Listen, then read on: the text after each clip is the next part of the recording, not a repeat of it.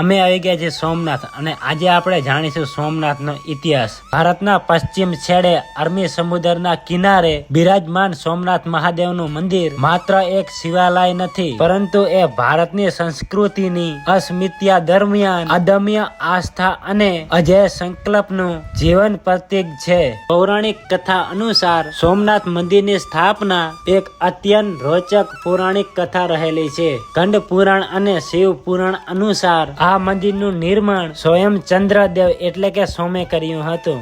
દક્ષ પ્રજાપતિને 27 કન્યાઓ હતી, જેમના વિવાહ તેમણે ચંદ્રદેવ સાથે કરાવેલા હતા। આ તમામ પત્નીઓમાં સૌથી સુંદર એવી રોહિણી પ્રત્યે અતિશય આસક્તિ ધરાવતા અને તેની સાથે સમયને વિતાવતા હતા। દીકરીઓનું દુઃખ જોઈને પિતા દક્ષ પ્રજાપતિ ક્રોધિત થયા। દક્ષ પ્રજાપતિએ ચંદ્રને શ્રાપ આપ્યો કે હે ચંદ્ર, તને જે રૂપનું અભિમાન છે એ રૂપ તારું નાશ પામશે। પૃથ્વી પર હાહાકાર મચી ગયો। ઔષધિઓ અને વનસ્પતિઓ કરમાવા લાગી। ચંદ્ર એટલે કે સોમ દ્વારા સ્થાપના કરેલું હોવાથી આ જ્યોતિર્લિંગ સોમનાથ તરીકે ઓળખાયું। શાસ્ત્રોમાં ઉલ્લેખ છે કે યુગો બદલાતા મંદિરનું સ્વરૂપ પણ બદલાતું રહ્યું। સતયુગમાં ચંદ્રદેવે સોનાનું મંદિર બનાવ્યું હતું। ત્રેતા યુગમાં લંકાપતિ રાવણે ચાંદીનું મંદિર બનાવ્યું હતું। આ મંદિરની ખ્યાતિ દેશ વિદેશમાં ફેલાયેલી હતી। પરમાર વંશના શિલાલેખો મારવાડના રાજા ભોજ પરમારે પણ અહીંયા નિર્માણ કાર્ય કરાયેલું હતું।